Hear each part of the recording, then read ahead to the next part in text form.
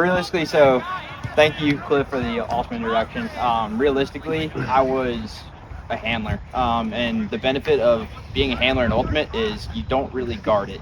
And again, I know that's maybe new, maybe not new for a lot of you people, but to be able to shut down a handler in Ultimate at high level Ultimate, or even, mid-level college, for those of you still in college, it's tough to do. So a lot of teams and a lot of new ways of doing it is almost you shut down around the handler. So basically you don't give them an option to throw. So is it Sully? Okay, so if I'm throwing a Sully, there are very few times where my defender is straight up to me and I need to throw it to him and he can't move either way, right? So the first drill we're going to do is exactly that. It forces me to break his mark, whatever it may be. Along with that, it makes him not move. Now, I'm not saying he has to stand there and tiptoe and try to catch one way out here, but I want him as stable as he can be. And again, we'll go yellow line to yellow line, but just quick kind of background is the easiest and hardest way to break a mark, right? So if he's just playing me straight up and I'm trying to throw it to Sully, and I go to take this big backhand, that's great, but now I'm stuck. It's going to take forever to me to push, get all the way back here, and at least back to center, let alone the flip side. So me personally, and again, take this as however you guys want to. Me personally, I favored my flip. If you look at, a lot of teams, a lot of top level talent, if you have a exceptionally good handler, so again, might be dating myself, but I played like Nut. Anybody you know, Jonathan Nethercutt, huge flick, right? He could literally break any mark, huge flick. Every time we played him or scrimmage or whatever, we forced him backhand. Why? Because this is very short. This takes forever. Whether I'm throwing it to him or 40 yards downfield, this is a much longer motion. More importantly, if you shut down this motion, you really don't have a ton of places to go.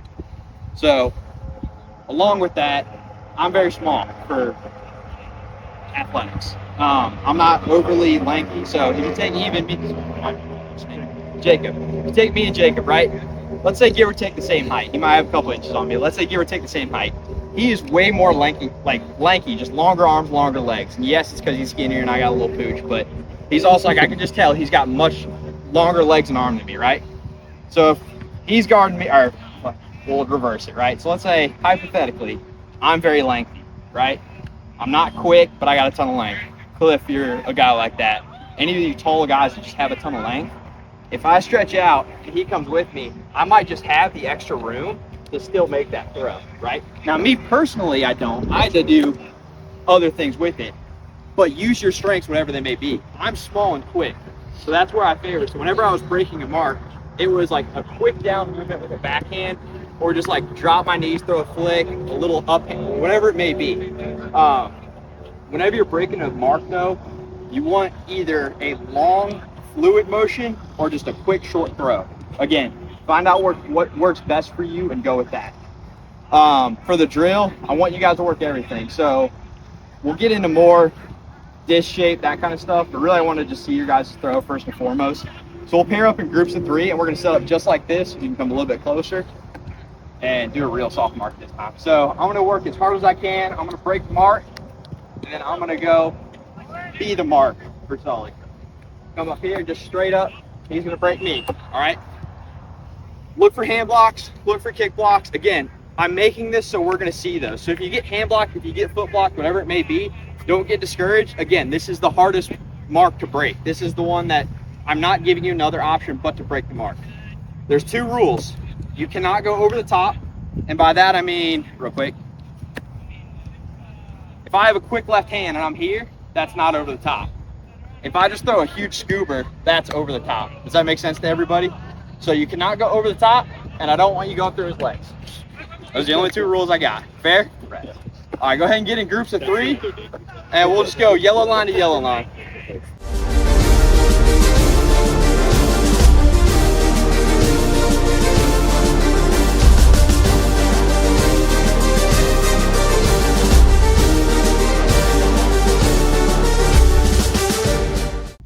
Learn from yourself what throws work, what throws didn't, what movements work, what movements didn't, and then learn from your group too, right? My man broke me, once he figured out he was taller than me, I didn't stand a chance. I was running all over the place because he would step out and I had to take 2 steps for every one of his, right? Once you figure that out, it's easy, okay? Along with that, learn as a defender. I know he released low. I stayed low. Even though he's taller than me, there's no need for me to be out here because he broke me every time in one of these holes. So as defenders, be reading that. As throwers, recognize that. I'll give an example from college. So UNCC, we were in just like a quick warm-up tournament or whatever. We were playing Wilmington. I don't know what they are now, but they were super good at the time. And I came out in like second half or something like that. They said he only has a lower release flick. And at the time I was like, damn, yeah, like that's literally all I have, right? So then they would just guard me here every time and force me to go some other way. I did not have a great second half, okay? I learned that I needed another throw. They learned my weakness. It took them a half, but they learned it relatively quickly. If you have especially a handler on offense that's just shutting you down as a team, one, you got to be honest with yourselves. If you're getting beat by one guy, you're getting beat by one guy. It happens all the time, I promise. I've played a million teams on a million different stages. They all have one stud. Now, some of them have more than others, and some of them, their bad stud is still way better than me, but they all have one guy that they work through, whether it's a handler, whether it's a cutter. So think of like Jack Williams, wherever he plays now. He started as a cutter, then went to handler. Now he's back. I don't know what he's doing, but it constantly ran through him. Whether he was handling or cutting, it ran through him. So recognize that one guy. Again, that doesn't mean put your best player on him and tell him, hey, go shut that guy down. The strategy might be, hey, let's shut down whatever is around him, but just be aware of it, okay? Does everybody have their breath okay? I know I'm like sounding winded. I'm out of shape. You just had a kid. Forgive me. I just had a kid.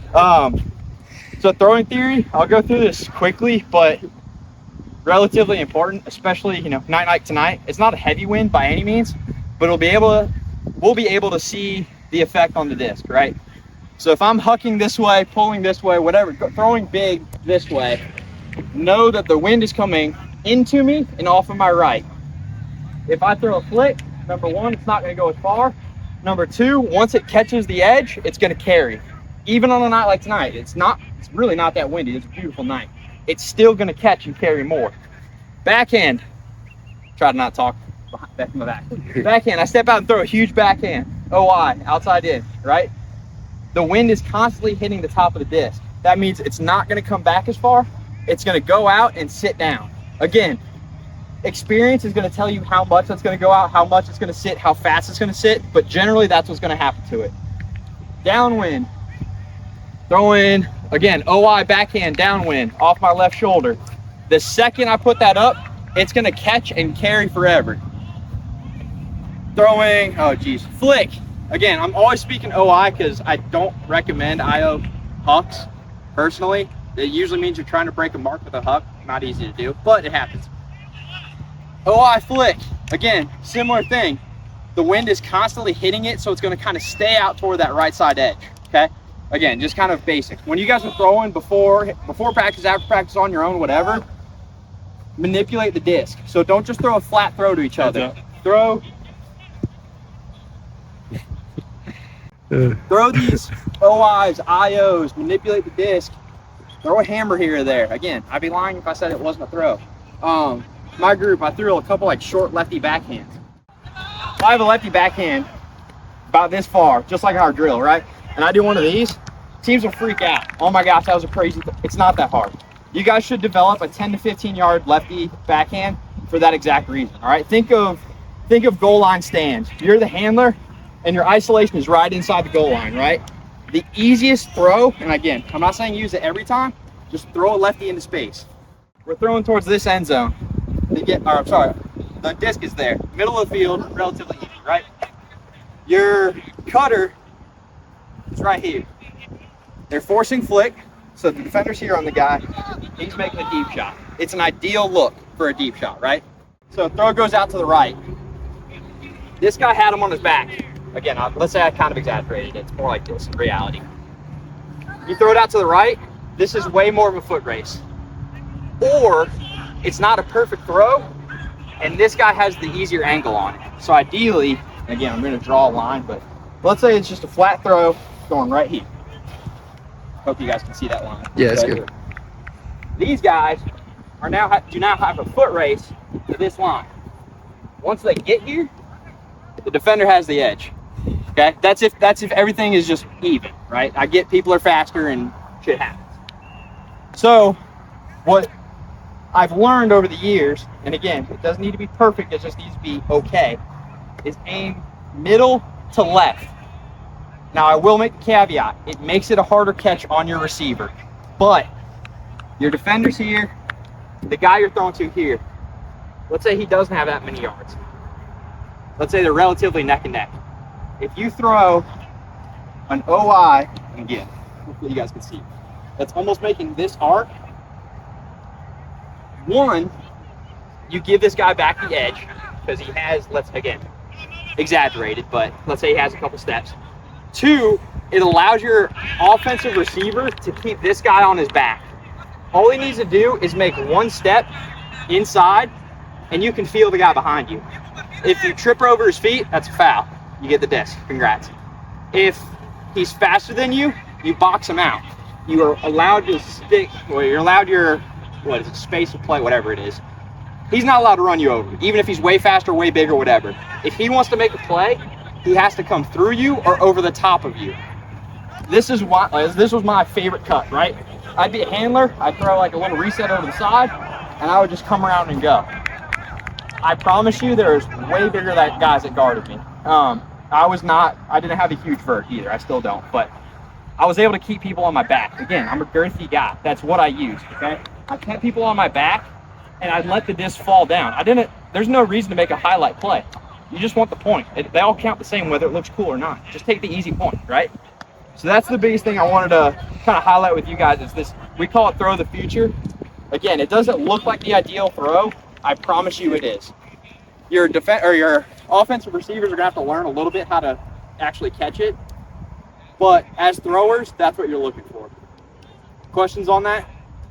Oh, I should pause. Let me see if I have. I don't have the newest gaming system, but when I had, was it NCAA football came out, right? I had 05, that's what I had. So if you held the throw button, it'd be a sharp throw right to your receiver. If you just tapped it and kind of leaned back on the joystick a little bit, you throw a little floater. Same thing in Ultimate. This is more for Huck, so I'm kind of hopefully connecting two dots here, but use all your throws. And again, that comes from throwing before practice, not throwing after practice, but use all your throws. It's a sharp penetrating throw if it needs to get there and there's nothing in the way, or it's a floaty, huge OI, IO, whatever, if you need to go around something. It's plain and simple. I know it sounds simple, but be thinking of these things. If your guy's cutting downfield, if he's way downfield, get it to him quick. If there's a guy on him or whatever it may be, a guy in the way trying to post a lane, if I'm throwing here, huge backhand, and Sully's poaching the lane, that's a good poach. I'm not worried about it, right? Because if I throw it through him as a thrower, that's on me. It's not on anybody else. Like, yes, he should be sitting there as a defender, but it's not a, oh my gosh, what a defensive play. It's, hey, you screwed up the throw. I have plenty of room to throw, right? So be thinking about that kind of stuff. We'll transition into just really a bigger drill. Do you guys have, who pulls? 1, 2. So I'll try to like pull you guys aside just to talk a little bit more about that. It's going to be similar to hucking though. Hucking, again, you're just putting more force into the disc. So if I'm throwing Sully here, I can put a little edge on this disc and it'll be fine, right? It's going to come back to me. If I throw it really IO, it's going to stay IO and fall away. As a huck, if I start this disc here on a huck, it's blading into the ground. If I start it here, again, learn your body. If I start it here, it's going to come up, pop up flat, and then eventually fall left. The ultimate disc is very understable for those of you who play disc golf also. Very understable. So the more force you put into this, it doesn't matter how much angle you throw it on, it will come over unless there's a crazy wind. Going into a headwind, it's going to happen faster. Going downwind, it's going to happen slower. Comments, questions, concerns. Know how far you can throw it comfortably. Everybody doesn't need a 90-yard huck. Comfortably, everybody on the field should be able to throw 20 to 30 yards. Again, know your body, okay? We'll go into just kind of like I want to see you guys just throw bigger to each other. So we'll have, how much legs you got? You want to do like a running cutter, or you just want to set up line? Let's move a little. Okay, we'll move a little bit. So we'll kind of just do like the basic deep cut drill. I know we don't have a lot of guys, so we'll just keep it one line and cycle through it.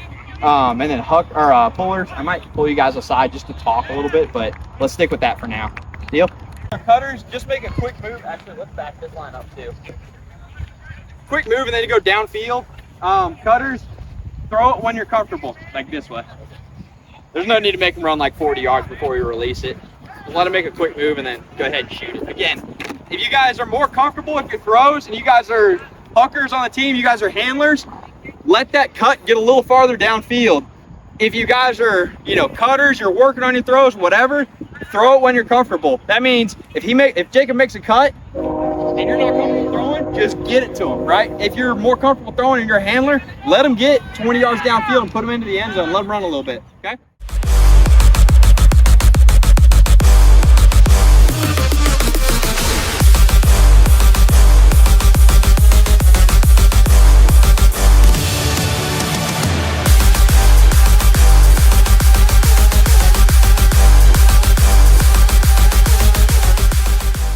If I'm cutting, I'm not saying I can't make a little move and then go, but I don't want to do this cut and then out. Because now you're throwing it directly over my head, and I have to find it like this, and you have to pick a side, right? So if I say cut in, it's like just like a game, right? You can be, have you guys ran Hostack? Mm-hmm. So let's say you're like the second guy in Hostack, right? So like left center for you. You're making a quick in cut, stopping, and then going. I'm not cutting off your angle, right? If I was this two cutter and I just made a horizontal cut, number one, there's another guy right here. Number two, you got nowhere to throw. I'd be here, yes, but I wouldn't exaggerate it. So yes, my direction is this way, but that doesn't mean I'm making 9 steps here and then stopping, because the more steps I make this way, the harder it is. You need to make enough steps to make this guy make a decision. No. This guy's job is to either force you under or force you deep. You should know if I'm here cutting, I'm gonna know right here if that guy's forcing me under or forcing me deep. If he's forcing me under, I'll take the under. In this drill, let's consider him forcing me deep, and Cliff's right where he's standing with the camera. I'm planting and going, saying thank you for the steps.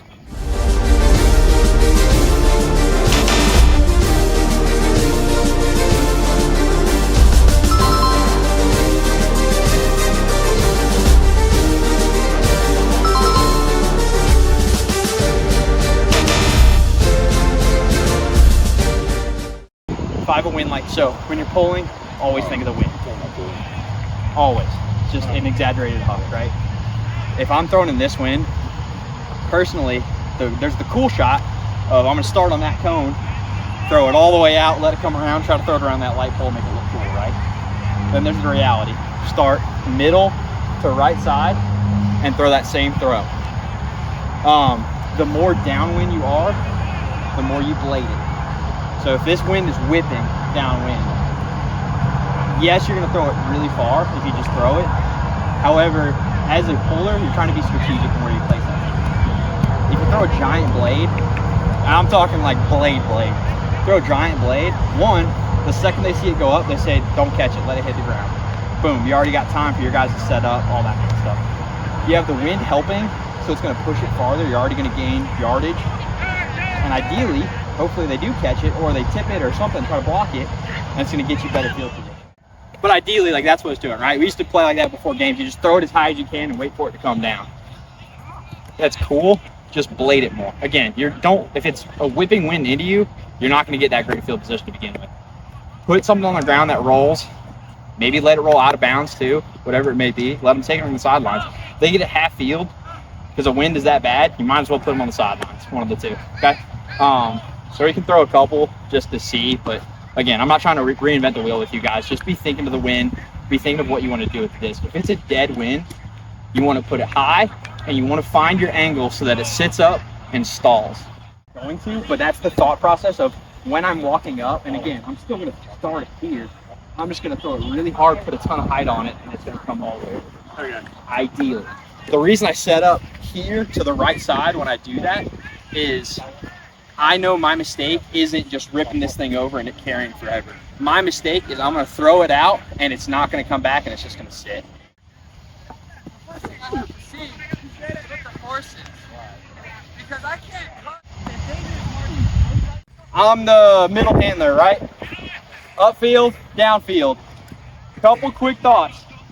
As this middle handler, whatever, the second he turns and looks, it means he's looking at me and this is where he's going with it. Unless it's just stall 9, right? Once he turns and looks, I'm making a move and making a commitment. The biggest thing is make a commitment. Whether it's back, whether it's up, you make a commitment. Number 2, be aware of face guarding. Sully's doing a great job of it. It's what most guys do. It's a really good defensive motion.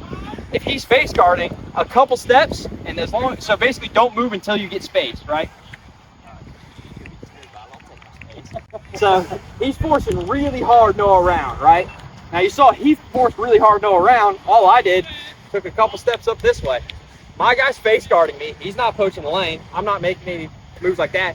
If he turns to poach the lane, cool. Thank you for the reset, okay? So again, be aware of spacing.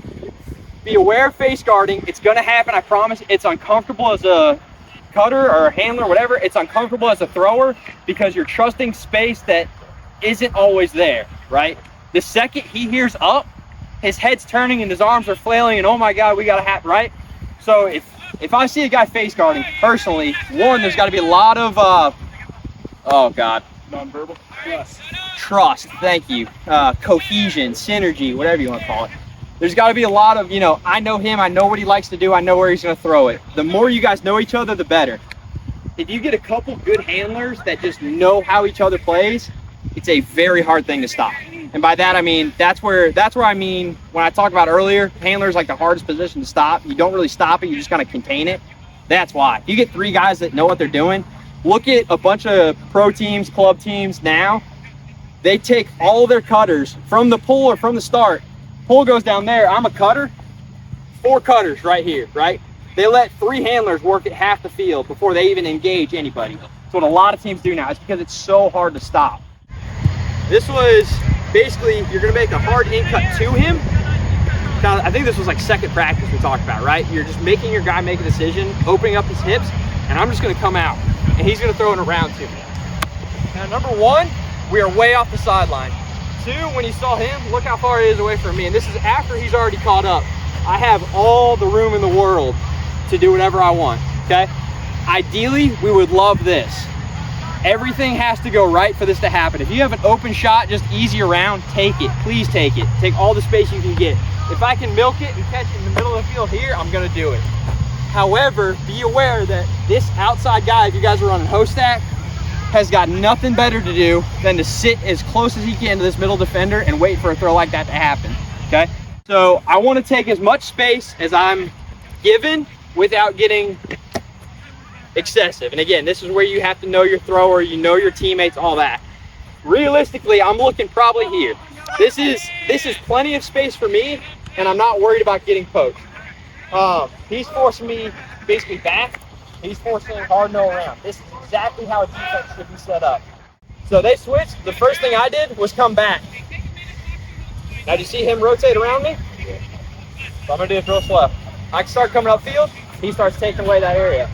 I start coming backfield, and he's gonna rotate around me to get in between me and the disc.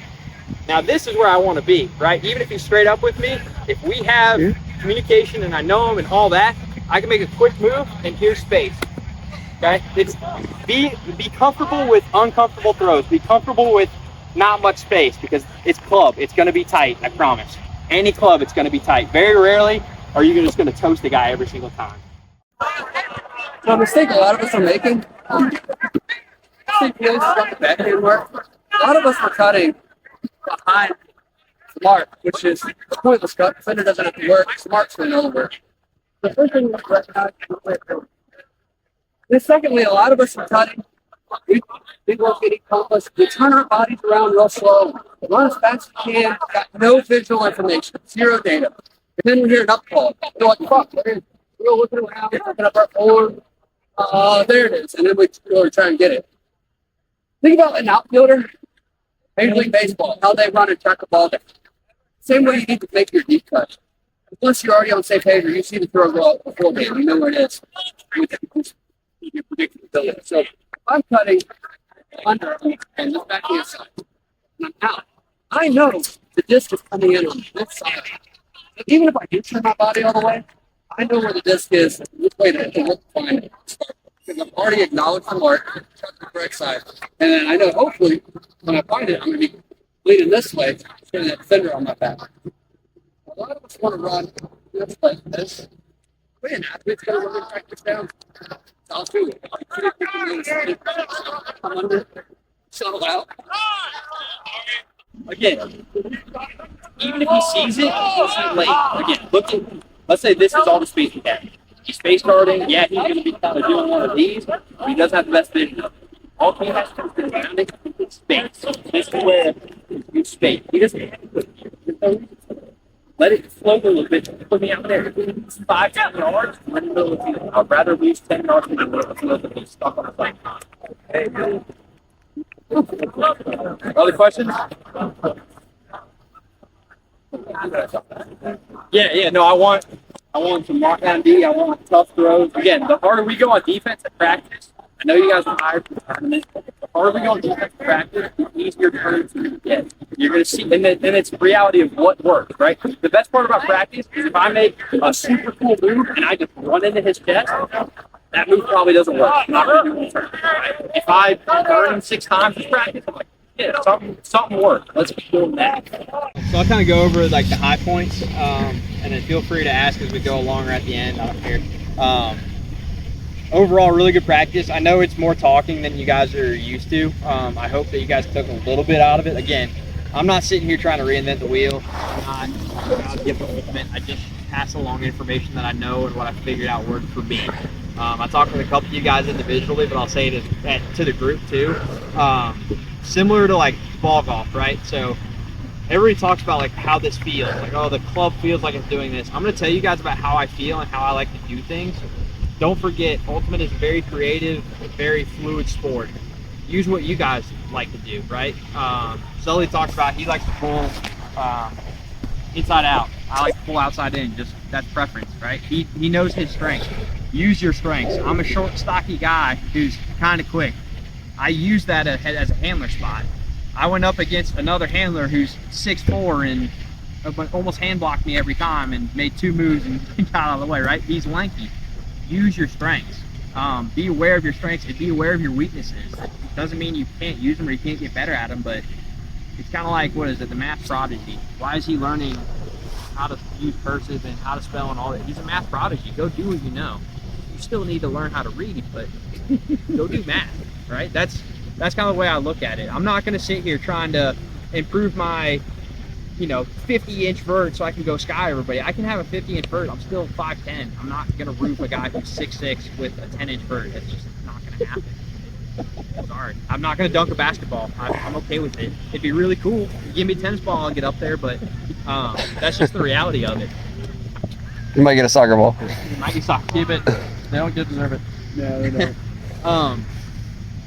So, take pride in treating your body right, getting your body ready to go work out, continue to run, do all this stuff.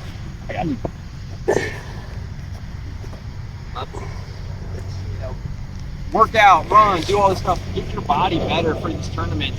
You're never going to have enough legs to run 8 guys on Sunday. That sucks. But knowing that you guys had 8 guys that ran Sunday means you're doing the right thing, right? Was that your first tournament of the year? Second tournament of the year. So you guys, it's early in the year. You guys are getting well conditioned, even if it was tough. The fact that you don't die, yeah. So take the wins as you come. Be aware of your strengths. Use your strengths. Throw on your own time, whenever you can. Throw. And I know everybody says it, but it's the truth. Get warmed up when you come to practice. If you guys have 5 minutes, throw with somebody. It doesn't mean you guys need to huck end zone to end zone. Just take 15, 20 yards and throw. If you guys have a 20-yard throw, but you have every throw, give me 1 sec, I'll get it. Oh, what a ball. Oh, that's it. Oh, yeah. If you guys have a 15, 20-yard throw, but you have every throw in the bag. I mean, what happened? And it's, you know, outside in, inside out, high release, or low release, whatever it may be, that little 5-yard left. If you guys have those throws, it adds up. You become a very dangerous thrower, whether you're a cutter or a handler. You're a danger. You're a threat with the disc. Not everybody needs to throw it full field, but work on getting your throws farther, if that makes sense. So if you're comfortable with 20, by the end of the year, get to 40, 50, you know, whatever it may be. Be comfortable with those throws. Doesn't mean you need to pull it out in a game, but at the same time, if the other team knows that you don't have that throw, you're going to be exploited for it. The league is too good right now for people to not see that at any level. Resets. Again, be aware of the tight space. Be aware of the face guarding. It's going to get a lot more uncomfortable. Live in that realm. Again, I poured my heart. That's about as emotional as I'll get, but I hate that. I hate the reset. I hate being in the reset position. At the same time, my ego says I'm going to get open every time. That's just the reality of it. As a handler and as just a player in general, you guys have too much room to knock it open. So work on that. If you guys were getting D'd left and right in that drill, that's not a bad thing, right? It happens. But it means that you know that you have to work on that, because that tight space is where you're going to live a lot of the time. Whether you're a handler, cutter, anything, you're going to get stuck on the sidelines. You're going to have that around that uncomfortable throw. That's where you need to be, oh my gosh, competent with the disc and know your angles with the disc. Oh, it's pavement, my bad. Trying to think if I have any more. I think those are the highlights. Does anybody have any questions? Anything that I didn't cover well? I know I'm very long-winded. I know I'm not the greatest teacher, but hopefully you guys took a little bit of something. Like I said, if you guys have any questions, please feel free to ask. I'm not going to give you what works, what I've heard, whatever it may be to help. Do you guys do this at all? So, let's say like in football, they would call like a receiver with no quarterback, and you do just like a 10-yard out route. It's almost like a timing route. You're trusting and believing that he's going to be able to break into your pitch. Is there anything like that where it's like you're kind of trusting someone to be in that open space? Yes. So think more of, it's weird because in football, for your reference, it's going to be that's the route you run. In ultimate, it's more of you guys are on the same page. So some of how we talked about with that handler reset. So think of the same thing, but in a tighter space, right? If you and me know each other and you're on the sidelines, you know, hey, that guy likes to make a quick out and then in, or me personally, I like getting the upfield advantage. So I would always fake, not always, but a lot of the times I would fake back because everybody assumed that you're going to go back. You make a couple hard steps to the double space, people bite. I lived in that realm. So I would make them bite just a little bit, turn, and I would have all the room in the world because I would catch speed and get powerful, right? So if you and me play a lot together, you're gonna know that about me. And you're gonna know, hey, when he makes that dump cut, I'm gonna help him out by also selling a dump throw. Knowing or being on the same page, hey, he doesn't want it, because I know after I make this fake, he's gonna cut up and I'm gonna have all the time in the world. But you're gonna help me out with that fake.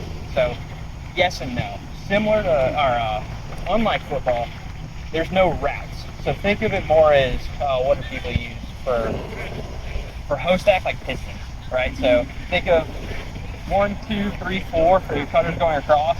This is like at a very base level, so please take it with a grain of salt. Your 3 and 4 act as one piston, they're together, right? One goes out, one goes under. One goes out, one goes under. One goes out, one goes under. So yes, there's routes, but it's more of general freeways. Think of it as general freeways, creating space for your team. Plays, you're gonna have a set play. Once you get into just general movement, it's how do you as a team open up space for each other. That's what you're gonna learn. Not what route is this guy running, or I'm gonna throw it when he's not looking, knowing that he's gonna run in, deep, whatever. It's we've set up this space for him. Everybody on our team knows this is his time to cut. I know he likes to go deep. I know he likes to come under. That's where you're going to see that connection come.